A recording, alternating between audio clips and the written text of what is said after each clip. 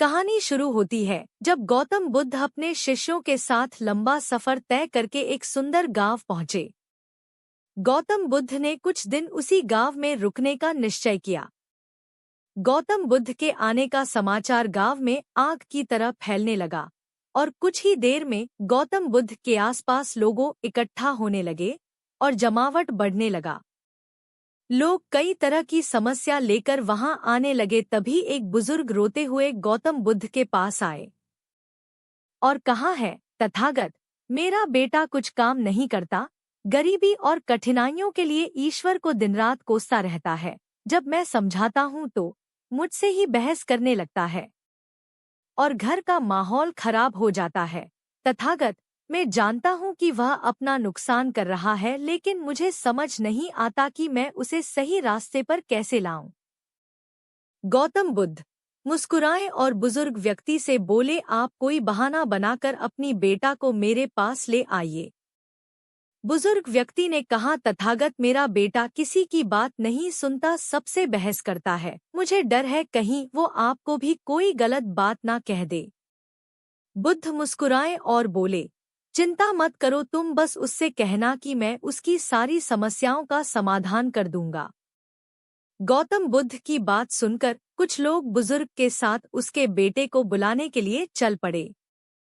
दोपहर का समय था, लड़का अपने कमरे में सो रहा था। घर पहुंचते ही सबने उसे जगाया और उसे समझाना शुरू किया, लेकिन लड़का साथ चलने को तैयार नहीं हुआ। वह बस एक ही बात दोहराता रहता कि सारे साधु पाखंडी और नकली होते हैं, मैं इनकी बातों में आने वाला नहीं।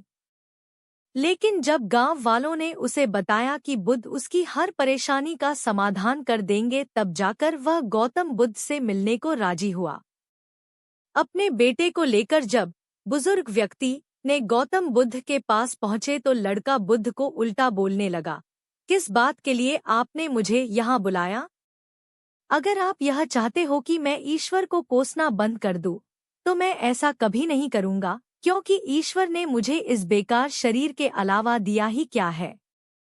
धन जो शरीर के लिए जरूरी है वह तो मुझे मिला ही नहीं। अगर आप मेरी धन की समस्या खत्म कर सके तो ठीक है, नहीं तो अपना बेरिया बिस्तर समेटिए और आगे बढ़िए। लड़के की बातें सुनकर गौतम बुद्ध मुस्कुराने लगे और बोले, मेरी दोस्त, मैं तुमसे ईश्वर की कोई बात नहीं करता, लेकिन याद रखो कि व्यक्ति के सुख और दुख का कारण उसके कर्म ही होते हैं। इसलिए किसी और को कोसने की बजाय अगर तुम मेहनत करोगे तो तुम्हारा जीवन आसान हो जाएगा। गौतम बुद्ध की बात सुनकर वह लड़का आग बबूला हो गया और कहने लगा, मुझे आपके भाषण से तो नींद आ रही है, इससे तो अच्छा मैं घर में सो रहा था। मैं यहाँ सिर्फ आपसे मदद के लिए आया हूँ। अगर आप मेरी समस्या हल कर सकते हैं तो कहे, नहीं तो गांव से चले जाइए। गौतम बुद्ध थोड़ी देर शांत रहे और समझ गए कि यह लड़का बेहद अड़ियल किस्म का है।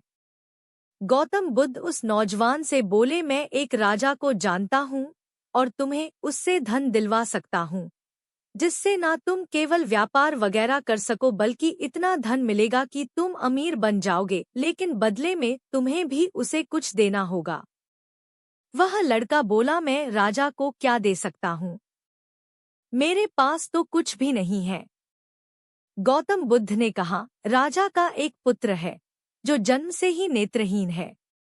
राजवैदी ने कहा है कि अगर राजकुमार को किसी जीवित व्यक्ति की आंखें मिल जाएं तब वो ठीक हो सकता है। अगर तुम अपनी दोनों आंखें राजकुमार को दे दो तो राजा तुम्हें तुम्हारी वजन के बराबर सोने के सिक्के देंगे, फिर तुम अपना जीवन आराम से बिता सकते हो।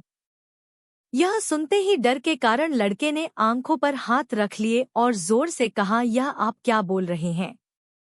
जीते जी कोई अपनी आंखें कैसे दे सकता है? कोई कितना भी धन क्यों ना दे, मैं अपनी आंखें नहीं दे सकता।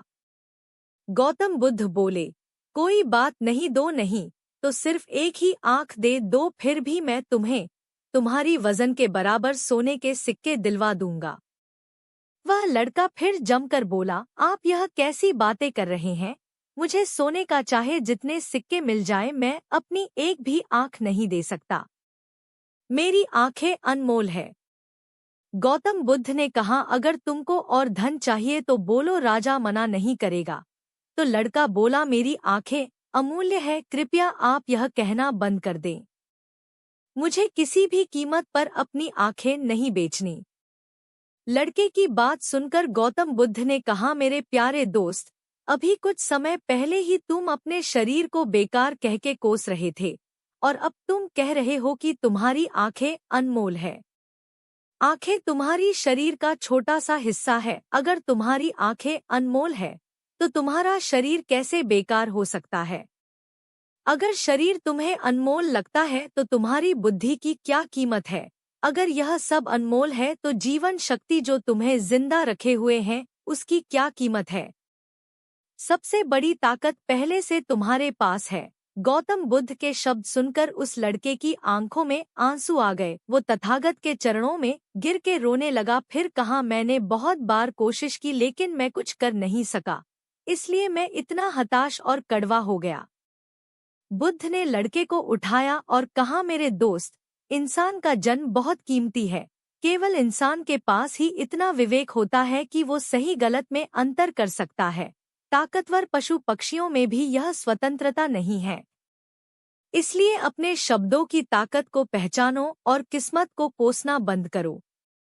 जब सर पर परेशानी आती है तो हम सब नकारात्मक हो जाते हैं और भूल जाते हैं कि हमारे पास कितनी सारी कीमती योग्यताएं हैं। गौतम बुद्ध कहते हैं कि बनाने और मिटाने दोनों की शक्ति हमारी शब्दों में है। जब शब्द सच्चाई और दया से भरे होते हैं तो पूरी दुनिया को बदल सकते हैं।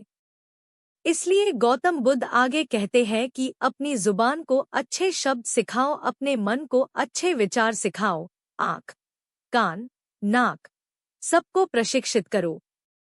इंद्रियां बहुत अच्छी दोस्त बन सकती है। यह हमको दुखों से पार ले जाएगी और जो चाहे हम प्राप्त कर सकेंगे। यह सब हम ध्यान, योग, प्राणायाम, विपश्यना से सीख सकते हैं।